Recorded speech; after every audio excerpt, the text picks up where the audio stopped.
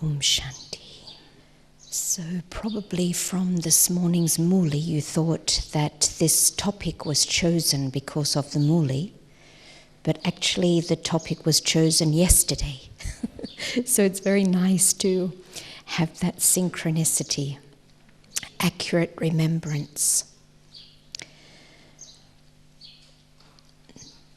So first of all, I want to just make a little differentiation between, when we're talking about accurate remembrance, between grace and actually the method of remembrance of yoga. And I think this is the thing that happens so much in remembrance, when we're talking about accurate remembrance, that we mix bhakti. And in bhakti, we kind of prayed to God. We didn't know who it was, where God was, what God was. But we still sometimes experienced what I would call God's grace. In other words, we would get something, but how we got it, we didn't know. Sometimes it would work, sometimes it didn't work. So this I see as something different than kind of a methodology, a very clear guidance on how to remember Baba, how to have yoga. And in Hindi, or maybe it's Sanskrit, but in Hindi they use these words riddhi and siddhi. Riddhi is method and siddhi is success or attainment. And interestingly, when they put these two words together, riddhi siddhi, it also means like occult power, meaning kind of mystical experiences, magic, but real occult. And so if we have the right method, then I think we can get this powerful magic that can be relied upon. Because if we leave it to grace, then, maybe it'll work, maybe it won't work. But that's not what we are doing with yoga. When I think we're talking about accurate yoga, accurate remembrance, it's like how to really see, how to really make remembrance work. And very beautifully, Baba said today, for the children who remember me, I love them. When the children remember the Father, I love them. So that's a very beautiful thing. But also to look at how to have that remembrance. And if we study kind of a little bit of neuroscience or how these things work, what they say is that we remember something when there's a feeling. If there's no feeling, usually we don't remember that. And there was a very interesting experience of a sister who was going to meet someone that she actually spent 2 weeks with in India many years ago, before Gyan. And this person remembered everything about her, and she remembered nothing about this person. And sometimes you think, why don't we remember anything about something? And what they say is that remembrance is there.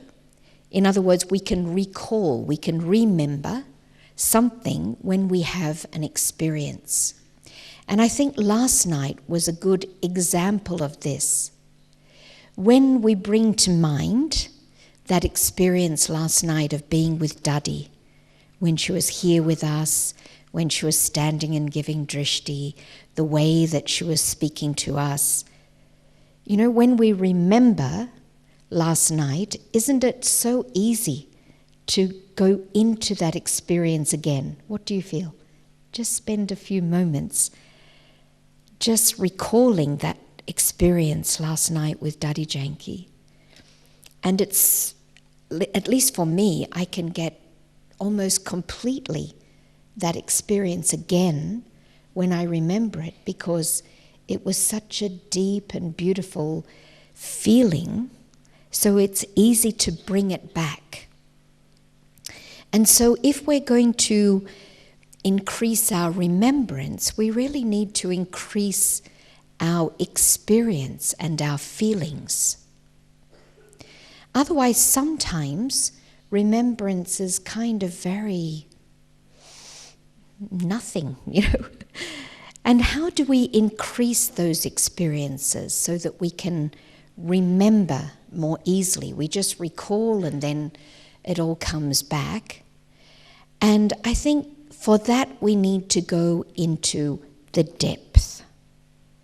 Because sometimes in meditation or yoga, and I'll talk about those as different things later, but sometimes we just have a little bit of peace, and then we think about love, and then we think about happiness, and we kind of just float on the surface like this with our mind and go through kind of peace, love, happiness, and something like that. But we can't get any depth from that kind of remembrance. What we need to do is to go into one aspect deeply. And this is why, even though Baba says we don't need to sit in yoga, we can do yoga while we're walking around, while we're working, which is true. And when yoga's natural, then we can do that quite easily. But for me, I know I need to do some deep, concentrated kind of experimentation so that I can get the depth. Because all of these words, like peace, love, happiness, we think we know them, but do we really know them? Because to study Raj Yoga, it's to study what is peace, what is love, what is happiness. This is a spiritual university. So what do we do in a university? We study. What do we study? Spirituality. What spirit? Me. Who am I? Peace, love, and happiness, and etc.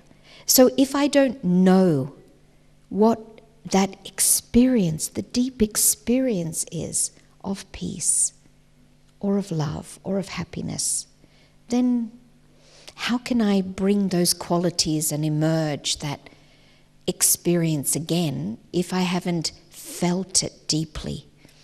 And I know when I started studying Raj Yoga, I was only 21, and I was thinking, well, I don't know if I really need peace, because I thought I'm peaceful. I was young, I didn't really have any problems in life. But when I experienced the depth, when I experienced yoga, it was like, wow, this is what is peace. I had no idea that this is what is peace. I just thought peace was something ordinary. So unless we go into the depth, then we can't recall. And it's not just peace, love, happiness, purity, all of these things that we need to experience deeply and to really know what they mean. Like, people in the world don't know what is peace. They don't know what is happiness. You ask people what is happiness. They say, getting what you want. They have no idea. No idea. Peace, no war. Love. There's no meaning in these words anymore. People think love is just romance. So we need to go into the depth of these and experience, but not just these innate qualities of the soul. And I don't think we can know ourselves if we don't know the depth of these experiences, because that's what the soul's made of. The soul's made of. The soul is a being of peace, love, happiness. But we also need to go into the depth of what is bodiless stage. Because again, we probably think we know what it is, bodiless stage, being detached from the body. Okay. But what is it as an experience? And this is why Baba talks about the laboratory, going into the laboratory so that we can experience and And only if we kind of make this methodology very practical and something that can be repeated, do I think we really know what we are doing. Because again, otherwise it's like this grace. Something happens sometimes. I don't know how. Sometimes I get experiences. Sometimes I don't. But we know the method, and the method is that whatever we think about, we get an experience. That's the method, simple. Whatever we think about, we get an experience. But often, we waste our time in meditation because we don't have an aim. We don't really know what to think about, so the mind just stays on quite a superficial level, and, we feel nice feelings in a nice atmosphere.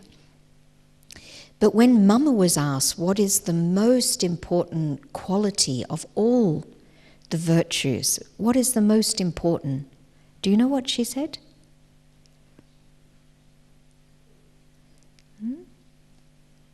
Very interesting. She said determination. Determination. And my experience is that unless I'm determined to experience something, I kind of take it easy and I don't necessarily go to the depth. But when I sit and I determine that this is what I want to experience in this meditation, then I would say I always get that experience, a depth and an understanding of that experience. So Baba was also saying today that accurate remembrance is great patience. He didn't just say patience, he said great patience, maturity, and understanding. So I think when we're applying ourselves, then we do need patience. And my own experiments tell me that if I want to experience something really, then not only do I need an aim, do I need to determine what I want to experience, but I need time. So, those long meditations of half an hour, 1 hour, 2 hours, and in fact, the 2-hour ones, I think, is when I can recall some of my best experiences, because it's not that you're just giving yourself a long time to go into the depth, but also usually when we're going to do a bhakti or a long meditation, we prepare ourselves. We're like mentally kind of ready. We make sure that we're a little fresh. We usually give ourselves a rest so that we, really mentally prepare ourselves for sitting for 2 hours, because otherwise 2 hours can be like a torture, such a long time to sit if we don't get any experience. And so preparing ourselves to sit for, a decent period of time for meditation also helps to facilitate, a good experience, because we're kind of in anticipation, it's very intentional. It's not just determined, but very intentional. Whereas sometimes, meditation, we just sit for half an hour and because the time is that, and we just pass the time. So to have intentional meditation time, to have determination, to have the method, and then there's the attainment. And if we're able to, get experiences, then it's easy to build up that easy remembrance, because, you remember, and then very easily the feelings can come back. It's like last night or the night before. The night before, Dad, in Om Shanti Bhavan, Daddy was taking us into that experience. And that's the thing, when we have these experiences, we can also draw others into that. She was talking about, remember how she couldn't go somewhere and then she felt that Baba kind of came and filled her heart, and others also got that experience. And when she was speaking, I don't know about you, but I also got so much that experience because I have had that experience. And so it's very easy when we have experiences to re-emerge them. But if we haven't had the experience, it's almost like we don't have a blueprint. We don't have a feeling to trigger and to recollect and to emerge that easily. And so when Baba's talking about accurate remembrance, I think it really needs an application.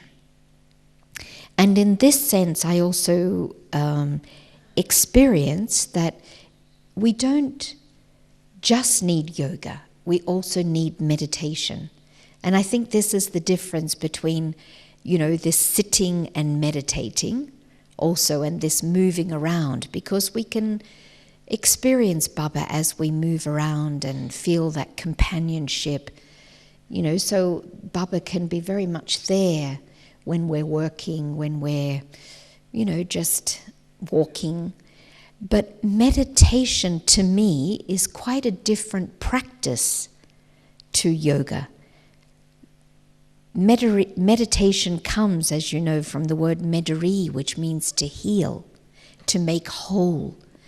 And we're all pretty messed up inside. We've got a lot of stuff. We use that word in English, stuff inside, that we never know when anything's going to trigger it. Somebody says something and then it triggers a feeling of being left out or not included, abandoned, a lack of self-worth. Any time we can get triggered by a look from someone, some words from someone, being forgotten by someone. So what is all that stuff inside there? There's so much stuff inside there.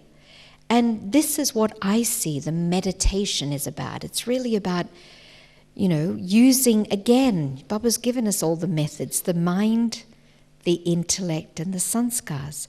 Because, all the thoughts that arise in the mind come from our sanskars. It comes from our stuff. And so unless I clean up, look at, really look at and sort out that stuff and clean it up, I can't have a pure mind. I can't have a clean mind. I can't have, beautiful thoughts, because that stuff's going to keep being triggered and coming back any time. And so if I'm able to, do the work on myself, which is what I see it as, really the work of meditation, of getting to know myself, getting to see, that, what are my strengths, what are my weaknesses. And, for that we really need to take time and do the work. Not avoid, these negative feelings, but really face up to these things. And so if I'm able to clean up, and I think this is maybe a little bit what Baba was talking about, the maturity, because I think often we're not very mature when it comes to our own self-progress. I know when I started Raj Yoga, I just had this idea that I'd become perfect pretty quick. And I was so disappointed when negative sanskars would emerge, and I would feel a lack of self-respect because how come these things are still coming up? They shouldn't be coming up. But, even Brahma Baba took 33 years, right? So we're not going to just change like this. And so the patience, the maturity, and the understanding to just accept myself. I've got great sanskars and I've got really average sanskars, really things that I don't want and nobody else wants. But they're there. And so unless I'm able to do that work, I'm not going to be able to have a constant stage because there's not cleanliness in myself. And so when we're able to, to do this work, then also we're able to have good yoga because, we're cleaner. And one time Baba spoke about this thing, a whole morli on having a clean heart and a clever head. And he was asking, which is better, a clean heart or a clever head? Huh? We need a clever head, don't we, to get things done? Don't we? But there's a very good example of this. And of course, Baba was saying, if we have a clever head, then we are kind of doing the work because we've got a clever head. Do we need Baba if we've got a clever head? Maybe not so much because we are clever. But if we don't think so much about that clever head, but we really just work on this clean heart, then of course Baba can do everything. Baba can do everything if I have a clean heart. Whereas if I have a clever head, it's very limited. And Ramesh Bhai gave a very good experience of this. Ramesh Bhai from Mumbai. He's a chartered accountant. He came top in the whole of India. He's such a brilliant kind of accountant. And he was stuck with some accounts. There was something not working. And he showed them to Dadiji, to Dadi Kumaka. And within a minute, she just pointed it out like this. How could she do that? She's not educated in accounts. She's nothing compared to him as far as a clever head. But this is what we all experience from Baba, that, this kind of clarity and how Baba can work through us when we've got a clean heart. And so this cleaning is so much a process for yoga. And if we look at why we're having yoga, what's the main reason? Why do we have yoga? What's the main reason? And it was interesting because Sister Jayanti was in Hong Kong. I was in Hong Kong for many years, and she was doing a retreat, and she asked us this, and there was maybe, 80 of us there, and maybe half were Brahmins, the other were contact souls, and we were saying when we have yoga we feel love, we feel freedom, lightness. We were saying all these things. And really surprisingly, not one person said to become pure. That's pretty amazing, isn't it? Because that's really the main thing that we need to become pure. But often that thing of purity is, maybe not as attractive as things like freedom and happiness and love. And I think this is also maybe what Baba was talking about, this patience, maturity and understanding. Because the whole process of yoga is a purification. And so it's not always comfortable. Everything's going to come up. Baba says that this is like homeopathic medicine. Everything's going to come up. And it's great that it comes up, because if we don't become pure, then how are we going to be in the golden age, and how are we going to go straight to Baba and not have to, as Baba says, lower our head in Dharam Raj? So unless we do this work of purification, then we're not going to, have all these attainments. And yet sometimes I think we're attracted to those kind of nice things, whereas purifications can be quite painful. It can be very confronting.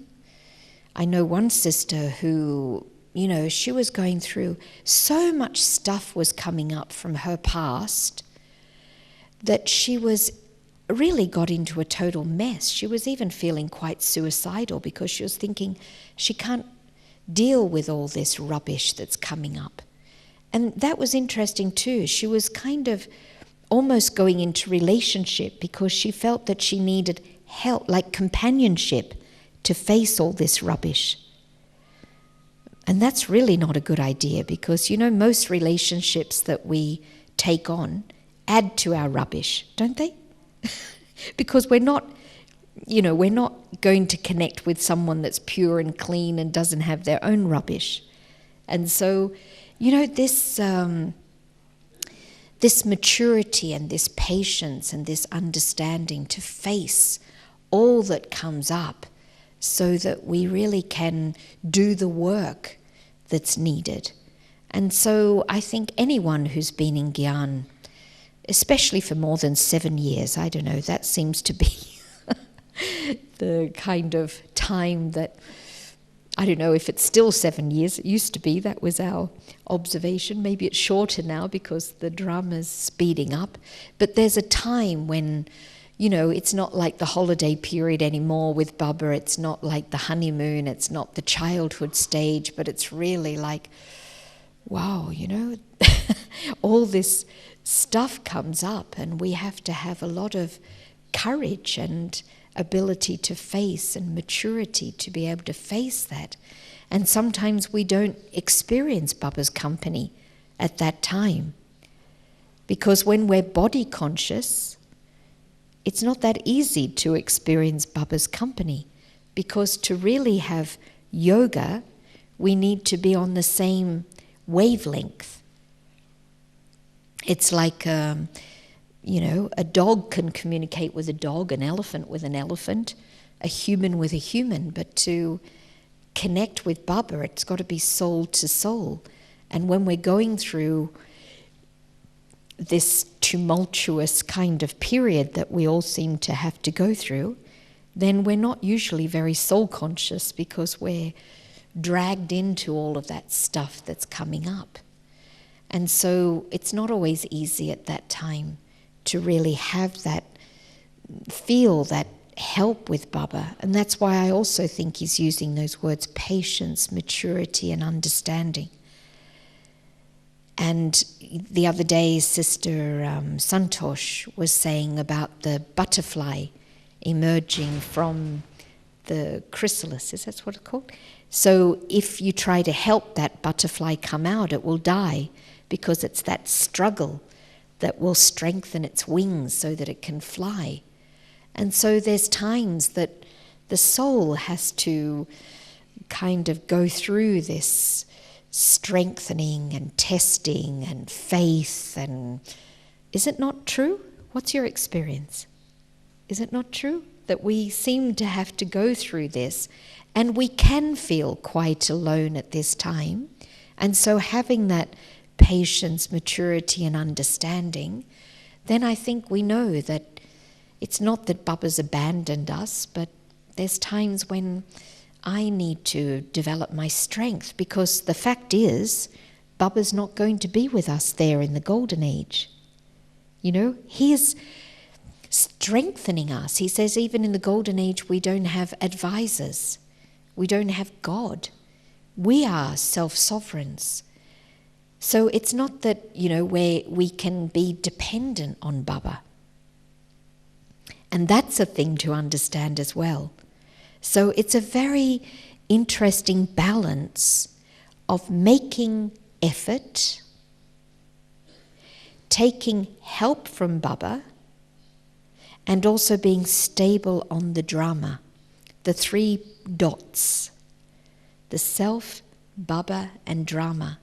And it's almost as if we need to find the sweet point in the middle of these 3. I feel there's a position that you can get yourself into where you're making the right amount of effort, taking the right amount of help from Baba, not being totally dependent, making effort, taking help, but also being stable on the drama. Because sometimes you can have the other 2. You can be making effort and getting help from Baba, but drama also has its own its own course. And so there's a point that I find if I can get to that point, everything is like like the Riddhi Siddhi, almost like occult, because things just happen. It's like you're in the right position and things just happen. And this is what's called synchronicity. And it's amazing how many of us experience so much more synchronicity in Madhuban than anywhere else. Is that your experience? You think of someone and they're there. You think of something and it comes. There's this, one time I was in this hall and I was asked to decorate the stage with these quite big plants. And I'm not very good at decoration, but I said yes because usually I say yes. But it was really quite a problem because, I was asking the brothers, it didn't look good. And I was saying, can you move it here? Can you move it there? And there's these big heavy pots. And I just thought, we need Sister Gudrun who looks after these things in Oxford. And in the middle of the day, maybe it was like 3 o'clock in the afternoon no, it was like 9, 10 o'clock in the morning. She just walked in this hall. And I said, what are you doing here? But this is the kind of synchronicity that happens when we can get ourselves into the right place. And then everything becomes easy. Then everything's effortless. And it's interesting because in physics, they call this the quantum field. And they say it's a field, it's very kind of complicated, but they say it's a field of possibilities.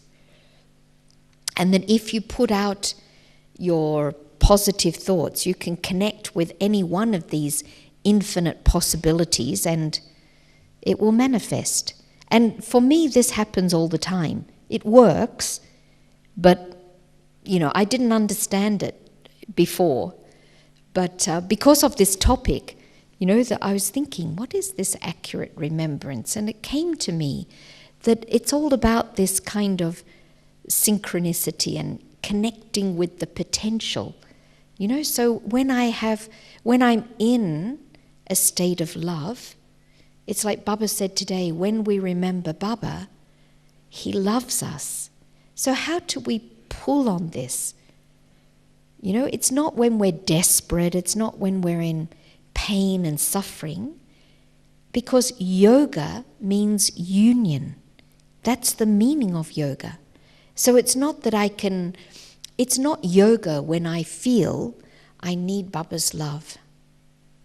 Is it yoga? I need Baba's love. When I think that, am I soul conscious or body conscious? If I'm feeling I need Baba's love, I'm feeling that I am not love. And yet the soul is love. Right? The soul is love. So how can I connect with Baba if I'm in body consciousness? I'm not being soul conscious. Yoga is when I can be aware that I am love and Baba is love and we can have union. And I think this is a big mistake that we keep making because of sanskars of bhakti, of wanting and asking and expecting. And I don't experience that that's the right method. This is what I was talking about as kind of grace. Sometimes it works, mostly it doesn't.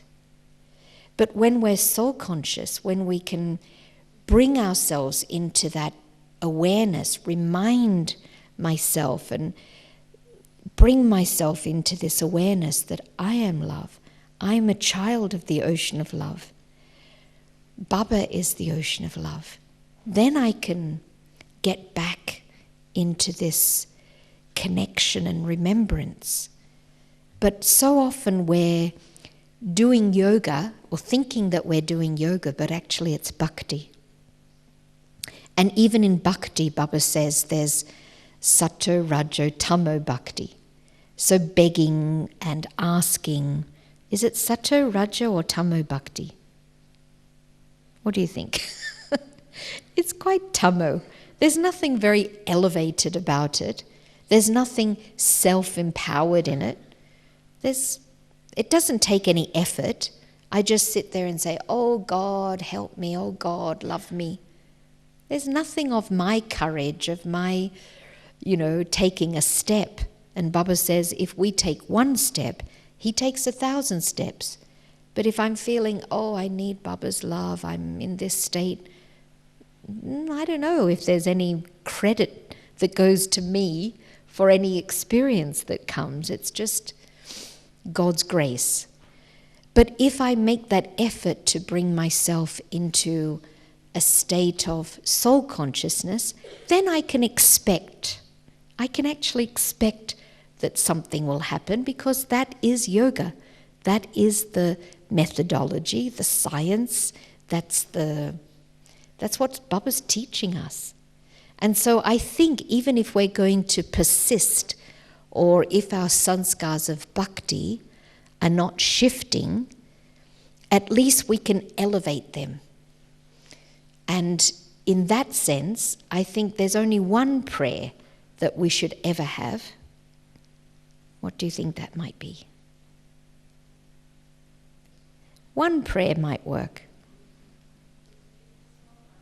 Make me soul conscious? No, I don't think so, because still he has to do the effort. Can he make you soul conscious? Thank you. You know, that real feeling from the heart of just thank you. Whatever situation I'm in, whatever pain I'm in, whatever crisis I'm in, whatever mess I'm in, if we can just say thank you, at least that starts to elevate our consciousness, because we can't say thank you unless we've got a little bit of courage, right? And courage is the turning point for me. Courage. Without courage, nothing's going to go up. So at least if I can have the courage to say thank you. Because I don't know your experience, but whenever we're in some kind of a situation, they say what we resist persists. Have you heard of that? It seems to happen. But when we can start to have an acceptance, and really just accept whatever it is, and thank you brings that state of acceptance, because as soon as we accept something, it becomes so much lighter. When we resist, even pain becomes worse.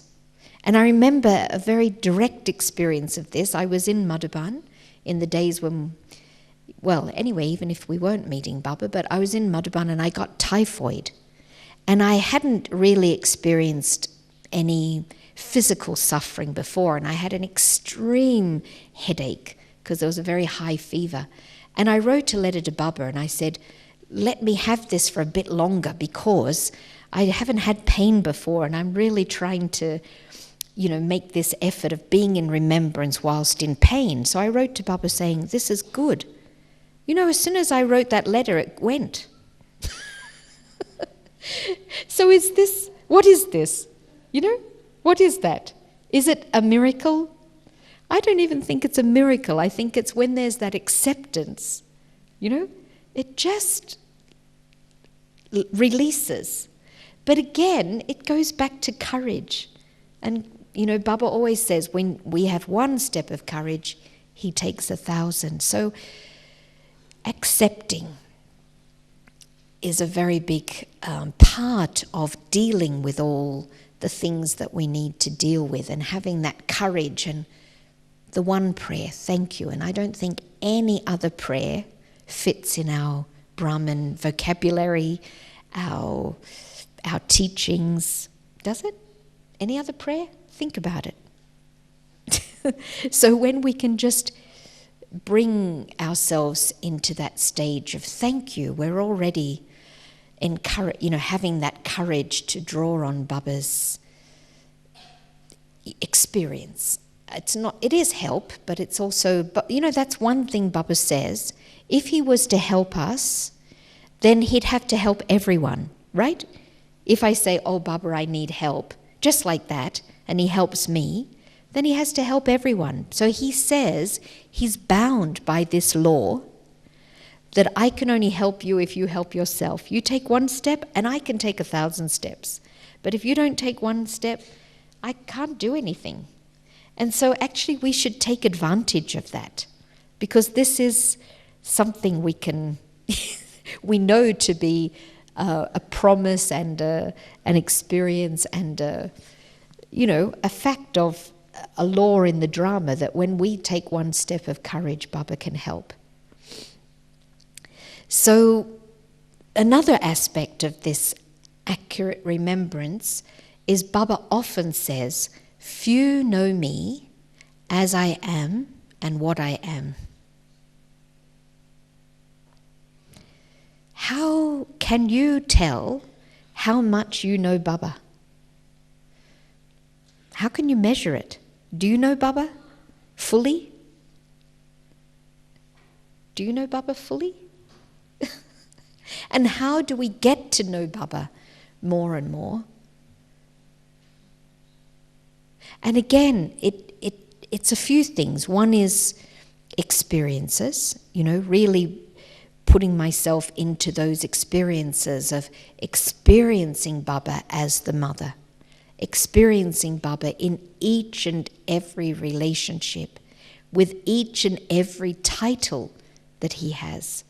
But really, not just knowing them, not just having a list in my notebook, but what's my experience of Baba as the mother, as the child, as the friend? Because then I will know Baba in his multifaceted form, because there's many facets to Baba. And so one way to know Baba is to experience Baba in all relationships and all the titles that Baba's been given, to experience all of those. But also to, what I find is also good, to talk to others about their experience with Baba, because we get a new insight. And it's not that, we all kind of have a very personal relationship with Baba. And I know in this 6 days, there's going to be a topic of the different types of remembrance. Like, for example, there's someone I know who can ask Baba to make the weather good. I can't do that. I feel that's a very... I'm too intellectual. I think, well, if I ask for this weather, somebody might want that weather and be asking for different... Somebody wants rain, somebody wants sunshine, so it's like I feel complicated to have that kind of a thing. But it's like all of us have a different, relationship with Baba, and it's not right and wrong, but it's very interesting to talk to people and see their relationship. And another aspect is that, we project on Baba a lot. We kind of, again, because of bhakti, we project on Baba these personality traits of being judgmental and favoring and punishing, all these things because of bhakti. With, when we make a mistake, then we think, oh, Baba won't love me now. But he does, doesn't he? I know there was one brother when I was in Australia, there was one brother and he did some mistake. And I said to him, what would Baba say? What would Baba say? I forget what he did, but I said, what would Baba say? And then he said, let me talk to him. He said, and then he came back to me, he said, Baba said, I love you very, very much. And I said, he did not. But of course he did, right? Of course he did. And this is what we need to always feel, that unconditional love of Baba. And even though we say that Baba has unconditional love, I think we don't believe it, because we often kind of feel that Baba must not be loving me now because I'm not that good or I'm not worthy. So even though we say that God has unconditional love, I don't know that we fully realize the unconditional love of Baba, because we've never experienced it. I mean, we have experienced it in the Golden Age and from Baba, but, for the last 2,500 years, since we lost ourselves, we haven't been experiencing unconditional love. And so it's hard to imagine what unconditional love is. So again, all of these things we need to think deeply about and experience and know the truth of it. Because I think all these things we say, but we don't really know what it means and what it feels like, and we very easily forget it because it's maybe not real. That's also what we somehow get into, that it's not real, that Baba can't really love me because I'm not that worthy. And so this is one of the biggest obstacles to having accurate remembrance, not feeling worthy. And yet that's not coming from Baba. That's not in alignment with our teachings. It's not in alignment with what Baba says. Baba says he loves even the very last one, because at least we've recognized Baba. And even those who haven't recognized Baba, it's not that he doesn't love them, right? It's God is love. It's one thing that's said, God is love.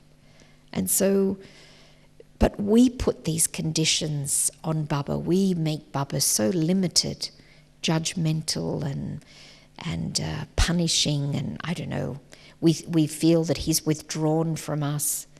But there's one thing that, I think has been why I've felt I love Baba so much, is because I always feel he has the same vision towards me, no matter what I do, no matter whether I'm being good or being bad. His vision is the same. When I go in front of Baba, he has that same vision. I think, how come you're looking at me like that? I'm not so good today. But he still does. And this is our God, right? This is the true God. So when Baba says, few know me as I am what I am, I don't think it's something very esoteric. I think it's just experiencing, all of these things, the unconditional love of God. Experiencing it to such a level that we know it's true. And so even when we think Baba shouldn't love us, we know that he can't help it because he is love. He has nothing but love. So how can he not love us? Is it possible for Baba not to love us, even for a second? Is it possible? It's not possible. Intellectually we know that because we say God is love. But when we're in that moment, it's not so easy to really feel it.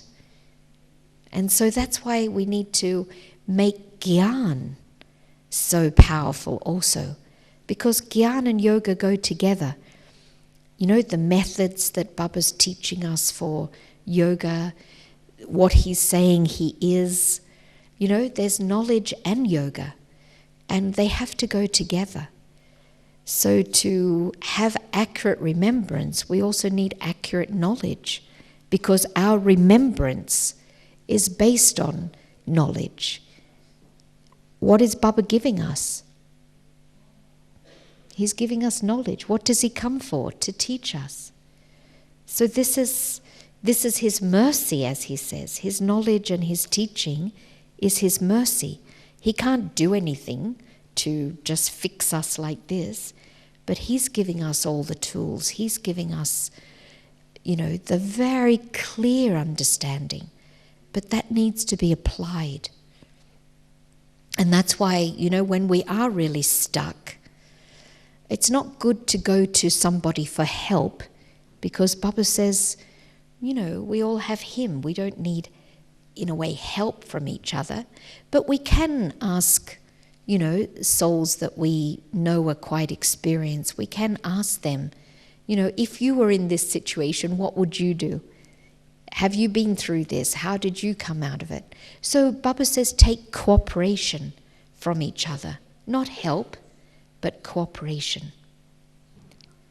So there's some messages. I think that time is almost up, but we still have 5 minutes. So do you have any comments, questions, anything to add to this very important topic? Because that's what we're here for, and that's the only way to attain everything is accurate remembrance.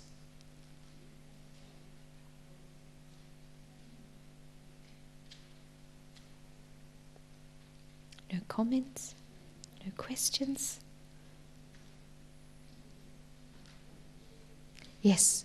I think your lecture was an eye-opener. Many of the things that you said I've experienced. See? But my own weaknesses makes me feel that I'm not good. Thanks. Now I think this lecture was specially meant for me. Yeah, he's saying that he knows these things and it is his experience, but he still has that feeling sometimes that I'm not good enough. Yeah, it's so common. It's one of the most common experiences of all of us in having our yoga broken, that we don't feel worthy. Oh, it's an announcement, yeah. No, it's okay, later. Yeah, I think we have to keep it short because they can't hear you. People who wanted me agreed to help never came. But people who never knew about it came forward to help. Yeah. That's the thing, he's saying that he had this responsibility of doing flower decoration, but then he thought, the body's not really up to it.